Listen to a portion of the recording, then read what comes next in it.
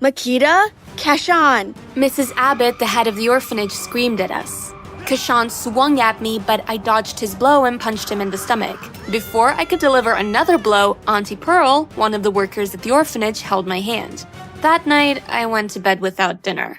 Life at the orphanage was tough, but my life was about to change. Continue watching my story to see how. With a birthmark as big as mine on my face, I was a target for cruel words at the orphanage. Anyone who even thought about saying anything to me would be floored in 3 seconds flat. One afternoon, Auntie Pearl pulled me aside and handed me a palette of makeup when I was 12 years old. You can't fight everyone, so let me help you cover it up. Auntie Pearl gave me my first makeup lesson that day. One problem was that I couldn't wear waterproof makeup because I was allergic. At age 14, Auntie Pearl walked into my room. I have great news. Her eyes lit up. Miss Abbott wants you downstairs in the office ASAP. There's a couple that wants to meet you. I danced around the room before I quickly composed myself and headed to the office. When I got to the office, I greeted everyone and Miss Abbott introduced me to Mr. and Mrs. Bailey. They looked like they just stepped off the front page of a magazine, from their clothes to their shoes to how attractive they both were. Mrs. Bailey said that I'd be a perfect fit for their family, which consisted of 3 boys and 3 girls. I couldn't believe it. I was finally getting adopted. About a week later, I said my farewells and left with Mr. and Mrs. Bailey. I was taken on a shopping spree where I bought everything I wanted, even a TV for my room. My own room! The Bailey estate was huge. The lawn was perfect, and the fountains and flower plants scattered around the lawn added that extra flair. Once inside the majestic house, I met the rest of the family. Callum at 20 was the oldest, then Rose at 18, Daphne at 17, Jeffrey at 15, and the twins, Catherine and Hank, at 14. They all welcomed me warmly. On the first day of school, I was scared to death. Don't worry, Makita. You'll fit right in. Catherine squeezed my shoulders kindly. My fears subsided when I realized that my siblings were the most popular children at the school. It wasn't long before I was taken in by a group of popular girls at the school, and the next few months went by smoothly. Mom insisted that I try out to become a model like the rest of the family, and modeling soon became a part of my life. Hi, how's your weekend? Tremaine smiled at me as he fell into step beside me at the school hallway. Tremaine wasn't the cutest guy in my grade with glasses and braces, but he was one of the kindest. It was great. I had a few modeling gigs. What about yours? It was okay. So, I was wondering, He said shyly. can I take you for pizza this Friday after school? I blushed. I never had a boy interested in me before. I nodded. Great. Meet me at the school's gym pool. We'll go as soon as practice is over. Well, Friday rolled around, and as I walked past the pool to get to the bleachers, some of the guys were passing with some gym equipment. As I tried to wiggle past, my foot slipped and I fell into the pool. Panicked, I tried to keep my head above water. Suddenly, I felt a strong arm across my stomach and someone pulled me out of the pool. It was Coach Gibson. I sat up, gagged, and coughed. Then the strange looks and whispers began. I got up and ran away. I didn't stop until Tremaine grabbed a hold of my arm. I covered my face. Tremaine gently removed my arms, but I bowed my head as I tried to catch my breath. You need to get out of these clothes, or you'll catch a cold. I stood silent. Makita, look at me. I can't. I don't want you to see how ugly I am. You are the most beautiful girl I've ever met. And if you don't get out of these clothes, you'll be the sickest girl I've ever met. Tremaine convinced me to go back to school and put on an extra sweatsuit that he had in his locker. He told me to wait in the girls' bathroom while he retrieved the clothes in my wet book bag.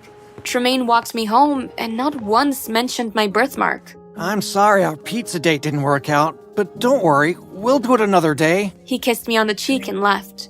I walked into the house and followed the sound of the laughter. Everyone was gathered in the TV room. Good morning, everyone. One by one, they all stopped what they were doing to look at me, to look at my face.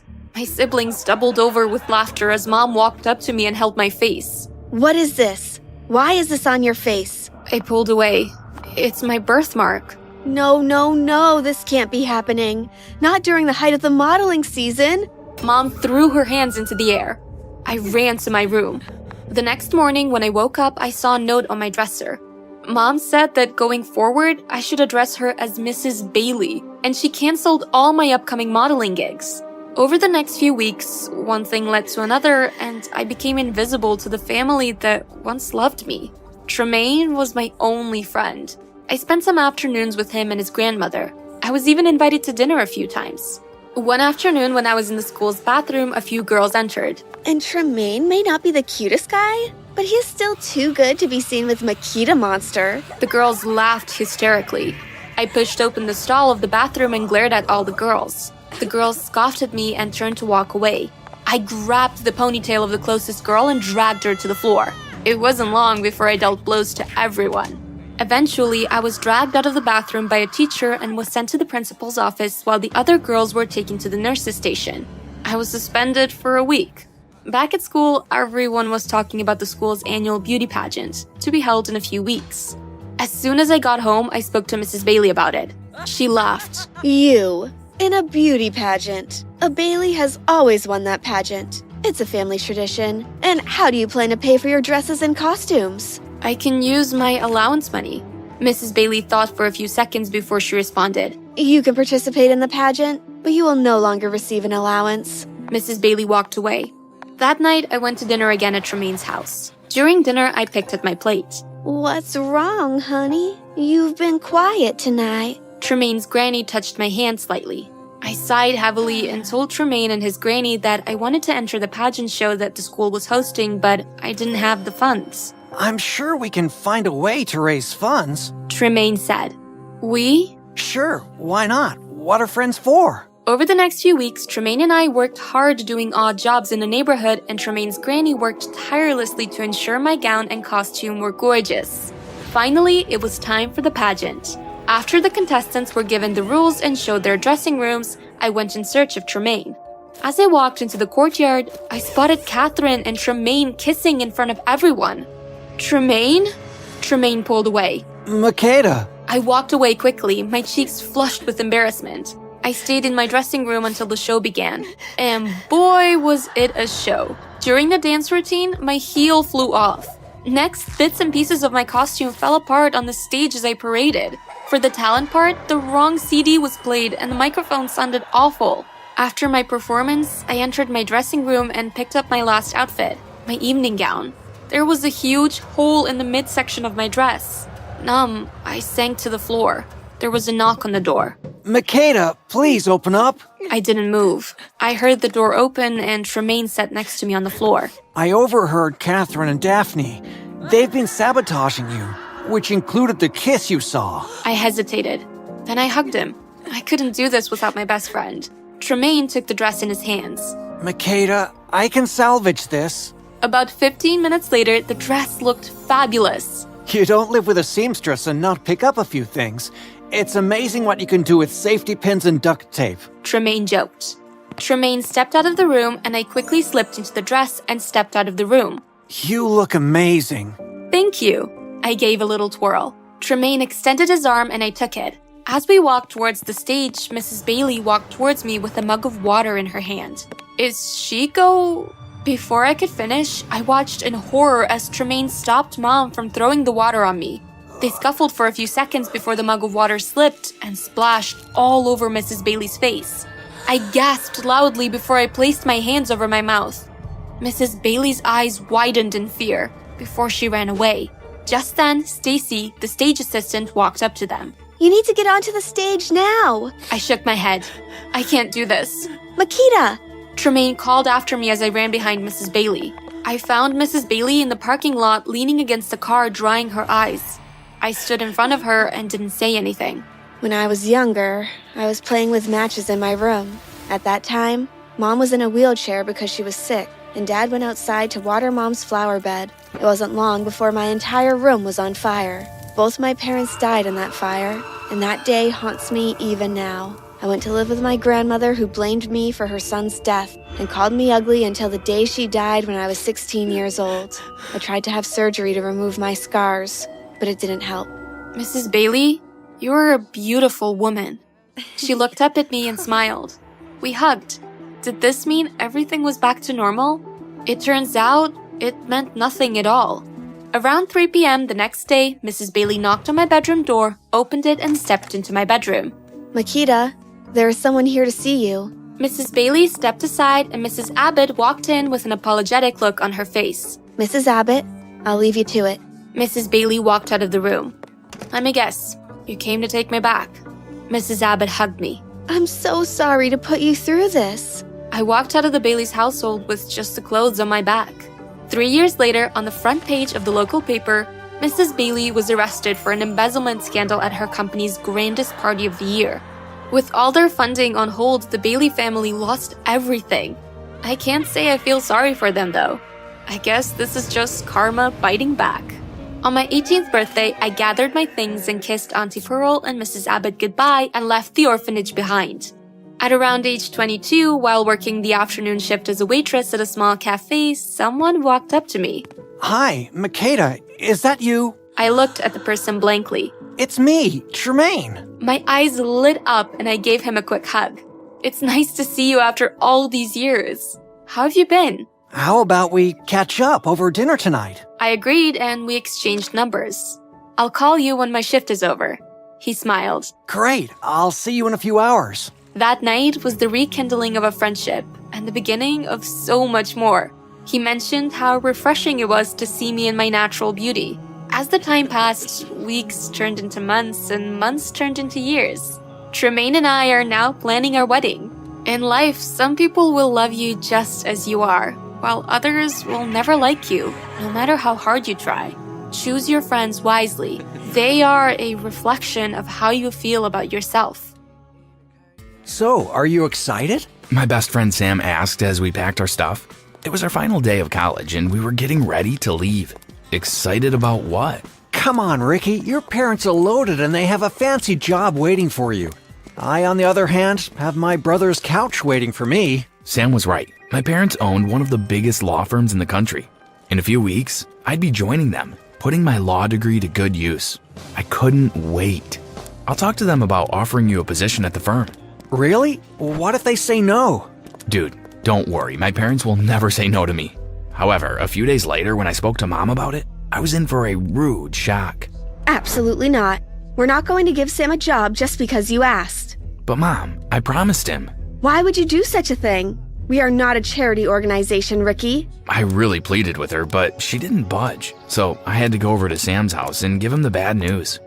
I'm really sorry. I was so sure they'd take you. Don't worry about it. Come on, tomorrow is your first day. Let's celebrate. Sam said cheerfully and put his arm around my shoulder. I'd expected Sam to be mad at me, but he wasn't. What a cool friend I had. Too bad by the end of this video, Sam and I will no longer be friends. Want to know what happened? Keep watching. Hey Mom, which one is my office? I asked, walking into her huge office on the top floor of the building. Please have a seat, Ricky. I need to talk to you. I sat down eagerly. She probably wanted to discuss my salary, or maybe she was about to assign me my first client. How exciting, I thought. Ricky, you are not ready to practice law yet. You're fresh out of college. I stood up and took a step back. What? But you said I had a job waiting for me here. You do have a job here. You'll be working in the copy room, making photocopies, and printing documents. This had to be some kind of joke. The copy room? I worked so hard in college only for you to send me to the copy room? Why? At this point, I was shouting so loud it was starting to attract the attention of other employees. I can't tell you why. Now get to work. There's no way I'm working in that dusty old room. Then you'll starve and live on the streets. You're kicking me out? We won't have to if you take the job we are offering. I walked out of the office and took the elevator to the basement of the building, which was where the copy room was. I hated my life. Months went by and my parents didn't change their mind. I hated going to work and I was starting to hate them too. At home, I avoided them and chose to spend most of my time out with Sam, who still hadn't got a job. They're being so unfair. I mean, you're their son. How can they let you suffer like this? Sam and I were playing video games at his brother's house. I don't think I can do it much longer. My paycheck is a joke. I deserve to be paid so much more, and they know it. It's not like they can't afford it. I feel like they don't care about me anymore. I don't even think they'd miss me if I disappeared. Sam looked to be in deep thought. What if you did? He said finally. Did what? Disappear. You're not making any sense, dude. Think about it. What if we made you disappear? Do you think your parents would pay to get you back? You're scaring me. Hear me out. You disappear for a few days. We make them think you've been kidnapped and ask for money. They pay us and boom, we're rich. You are crazy. I laughed, but Sam didn't. Wait, you're serious? Very. So, what do you say? What do you think I said? What would you say? Would you fake your own kidnapping and make your parents pay millions of dollars? You might not like the choice I made, but remember, I was very angry at Mom and Dad at the time. Planning the drama we were about to stage was easy. Oh, in case you were wondering, I said yes to Sam's devious proposal. We needed a place for my kidnappers to take me and keep me, up until the exchange was made. Sam's brother was out of the country, so we decided his basement would work perfectly. This room will be great for photos and the ransom video, Sam said excitedly as we toured the musty room. Just then, the doorbell rang and Sam ran to answer it. I followed him and found him fist-bumping two strangers, a young man and woman, both around our age. They were carrying shopping bags.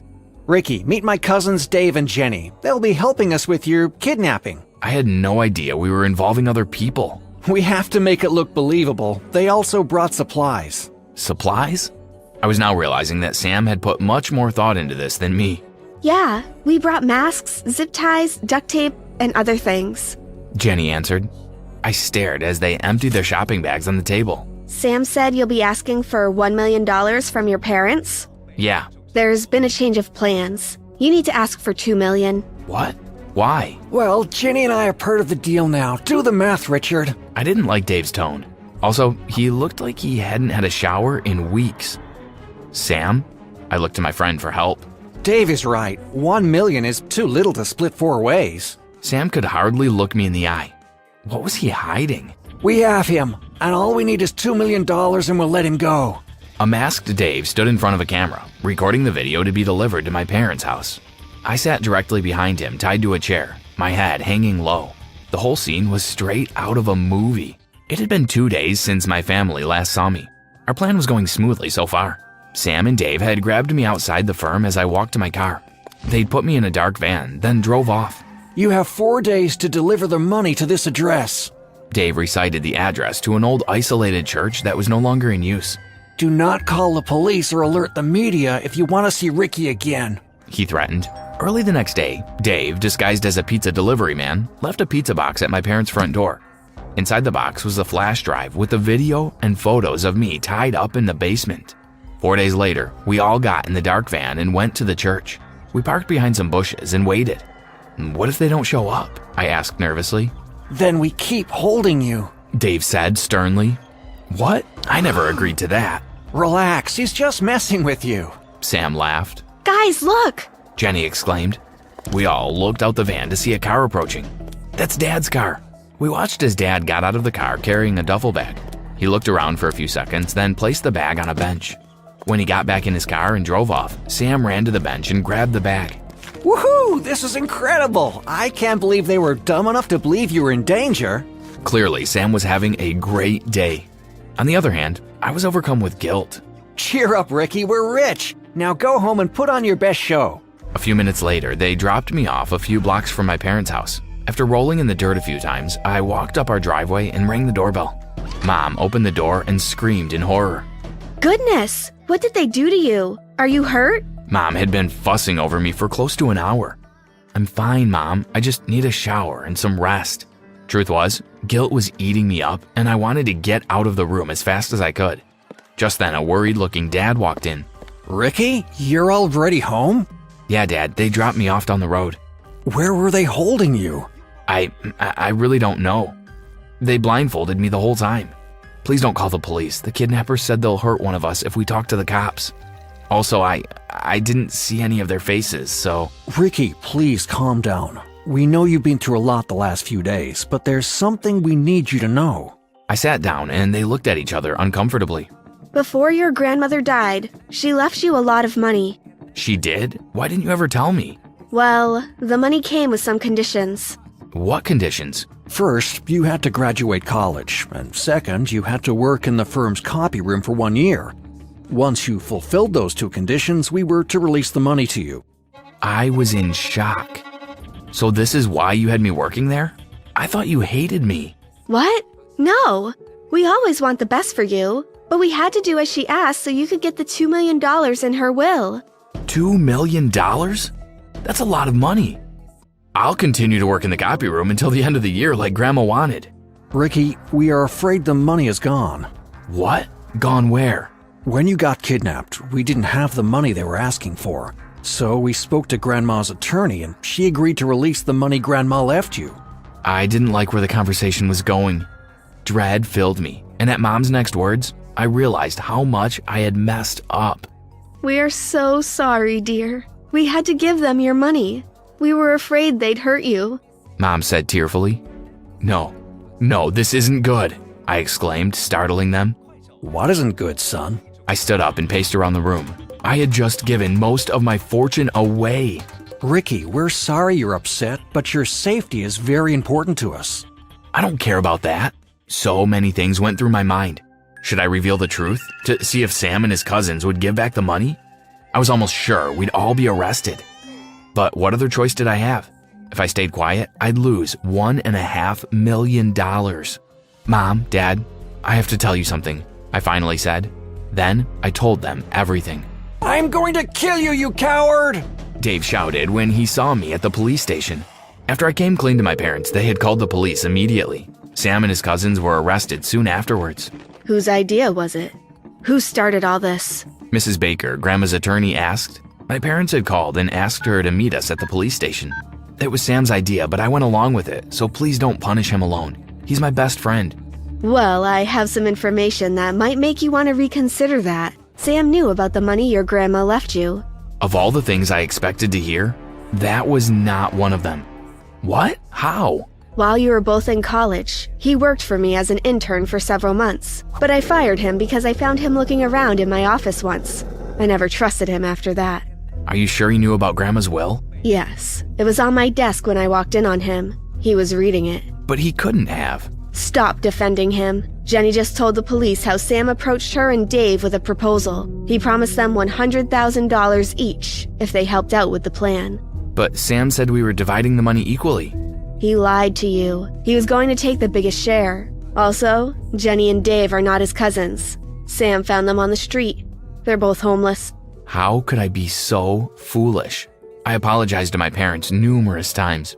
The cops told my parents that I was in trouble, but not as much as Sam was. My parents also informed me that I'd not be getting Grandma's money anytime soon. I went back to working in the copy room, hoping that one day they'd forgive me. Even getting out of bed in the morning is thrilling in my home. I roll out of bed and plummet to the net below. Bouncing on it wakes me up, so I can climb the remaining 50 feet of rope and silk and finally land safe and sound on the ground, only to find myself surrounded by lions. Want to see more crazy stories like this one? Show us some love by hitting those like and subscribe buttons below. I usually spend my days running from one place to another, and that day was no different. I'm always delivering wigs, carrying sacks of peanuts, and helping set up the food stands. But it's worth it, especially for that night. That night, our circus was in that city for the first time ever. Here's the wig you asked for, Mom, I said as I walked through the beads on my parents' tent entrance. Thanks, Pumpkin. She said. She was sitting at her vanity doing her makeup. I could tell something was off, because her hand was shaking as she applied lipstick. I was about to ask what was wrong when my dad strutted in. He was getting ready for the show by lifting his huge weights. He put them down and his arms were shaking. Kidding weak, aren't you? I laughed. Watch who you call weak, kid. He grumbled. My dad was super strong, though. I mean, that was his whole act. So I didn't know why he was shaking. Are you guys okay? You both seem nervous, I said to my parents. We're fine, sweetie. Go finish getting ready for the show, said my mom. As I was leaving, I turned around and saw my dad rubbing Mom's shoulders and whispering. I stood behind the heavy curtains hiding from the audience. With a loud bang on the drums, most of the lights went out, except one spotlight. I rolled into view for the audience on an enormous ball. Ladies and gentlemen, I exclaimed as I rolled around the stage. It's my honor to present. There was a drum roll. Then all the lights turned on, revealing everyone in our circus. Fantasy Circus! The audience went wild. As the ringmaster, it was my job to get the show started. But after that, I only had one routine. From backstage, I watched my parents work their magic. I was a little worried because they seemed on edge, but the routine went perfectly. My mom pretended she fainted while on the trapeze. only to fall into my dad's arms and be juggled like a ball. The music changed to something more exciting. The spotlight was the only light on again. I walked into it calmly. Ladies and gentlemen, what would you do if you were faced with a beast? I asked the audience. A beast so powerful, it could tear you to shreds, I exclaimed. When I felt like I could cut the tension with a knife, the lights then turned on fully, revealing 2 huge cages at my sides, full of lions. Dearest audience, I do ask you to keep your screaming to a minimum. I may be strong, but even I may be powerless if these beasts become agitated, I explained in mock concern. I threw smoke bombs in front of the cage doors, and when the smoke dissipated, the doors were open and the lions were free. To the audience, I looked terrified. I acted as if I was trying to find an escape. The lions were preparing to charge at me, leaving a gap in their circle. A rope dropped down, so I ran to grab it and swung over the audience. The lions came chasing after me. I was focused on my act when I got distracted by some members of the audience. It was a couple with a kid, but the kid looked like me. My grip on the rope loosened. I tried to grab it again, but I couldn't, and I was falling into a pack of lions. They all had their mouths open too, a dozen fangs just waiting to snatch me up. The crowd gasped as I fell. I thought I was for sure about to break a few bones when my fall was cushioned. Good boy, Rocky, I whispered to my favorite lion after he caught me. He jumped up on the cages and leapt over the rest of the lions with me sitting on his back. The audience cheered and gasped. I stood on Rocky's head and bowed before taking my lions backstage. Everyone backstage crowded me at once, asking if I was okay. They all saw how my hands slipped and thought I was in danger. I realized my parents weren't there, pinching my cheeks and scolding me about not being careful enough. I saw that they were looking through a little gap in the curtains leading to the stage. My dad was rubbing my mom's back, as if to calm her down. I expected a sleepless night from the excitement, but I was tossing and turning with this weird feeling in my gut. For some reason, I kept thinking about that kid I saw. That kid looked exactly like me, maybe around 10 years younger. I knew I was adopted because my parents and I looked nothing alike. Could that kid and I be related? I climbed out of bed and snuck past all the sleeping animals toward my parents' tent. Guys, I saw this couple with a kid at the show and I began, before my dad burst out crying out of nowhere. My parents were both sitting at the edge of their bed when I walked in. My dad was trying to explain something between sobs while my mom tried to calm him down. We were scared that you would see them. My dad managed to say. My mom saw how confused I looked inside. She stood up and took a book out of a nearby trunk. She started flipping through it. It was a photo album full of pictures of our big circus family, as well as me growing up. She finally found what she was looking for, a picture of the first day I met my parents. I had seen it 1,000 times, but she had never taken it out of the album like she did then. She handed the picture to me, and I realized it was folded in half. I unfolded it, and it revealed that little me was standing between my parents and the couple I saw in the audience. They looked annoyed. They're your original parents, my mom said. I looked up from the picture to find her teary-eyed. We never wanted you to know how. My dad trailed off. I asked them to know how what?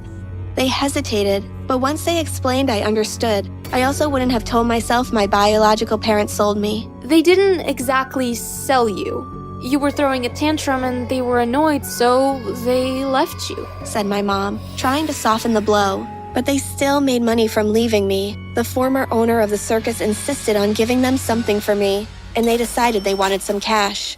I ran to my room after the revelation. I could feel this pang of pain in my heart. I was devastated. I always thought my biological parents just couldn't raise me for some reason, like other adopted kids' parents. But mine just didn't want me. But I could see them so vividly, laughing with this kid who looked just like me. Why him but not me? How did they love my little brother but have no love for me?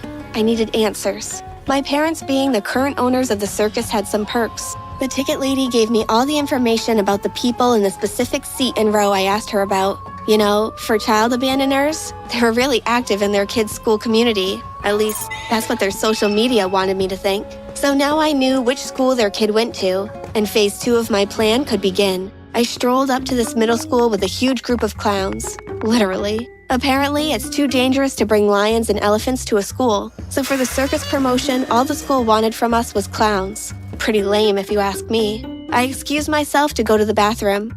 The halls were empty, so sneaking into the office and peeking at some private information was no issue. People really ought to be more careful with their information. Imagine if I was some lunatic. Anyways, now all I had to do was break into my horrible biological parents' house while I knew they were out because I had their schedules memorized. Their house wasn't what I expected. It looked like a kid had decorated it, but in a good way. It was full of color, fun furniture, and there were kids' drawings all over. There was a huge bookcase full of children's books, but in the center of it, there was a thick book on a pedestal. When I opened it, the anger that had been simmering in me suddenly disappeared. It was full of pictures of my little brother growing up, and my, or should I say his, parents were everywhere, smiling, laughing, decorating the house to his taste. I thought, maybe they're not that bad. They seem to really love him. With a warm feeling in my chest, I was about to leave, until I spotted a dusty, old book being used to level the bookcase. I managed to pull it out, and found it was another photo album, but it was empty. Empty except for the first few pages, which were of me. In the pictures with me, the house in the background looked gray. My parents looked annoyed, and it seemed I was desperately trying to bring some color into the house. I didn't know if I felt angry or heartbroken. My little brother was, and is, just like me, but they didn't give him up. Why did they leave me?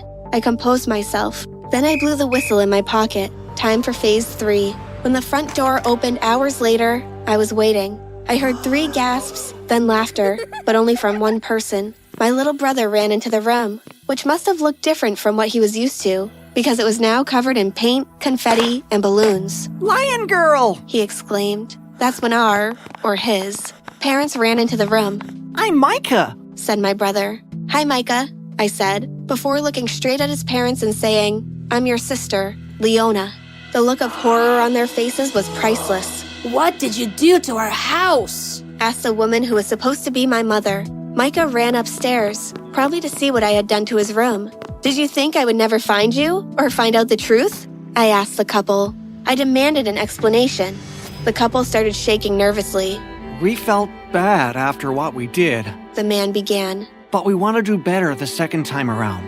He continued as if it made complete sense. Yeah, mess up your first kid, you can do better next time. I yelled at them. I couldn't bear to look at them anymore, so I left. But I left Micah with them, and that didn't sit right with me. The circus was already on the highway on its way to the next city when I told my parents to stop our fleet of trucks. I can't leave Micah. What if they hurt him? I reasoned with them. My dad thrust some car keys into my hand and told me to hurry up. Circuses are incapable of having normal cars, though. I was so embarrassed driving through the city in a clown car. I barely fit. When I got to the lunatic's house, it was dark already. I parked right next to Micah's window and tapped on it. He opened it, groggy from sleep. Leona? He asked, rubbing his eyes. Do you know anyone who might be interested in joining a circus, kid? I asked him nonchalantly. The way his face lit up told me I was doing the right thing. He zoomed around his room, stuffing random things in a bunch of backpacks and throwing them into the tiny car.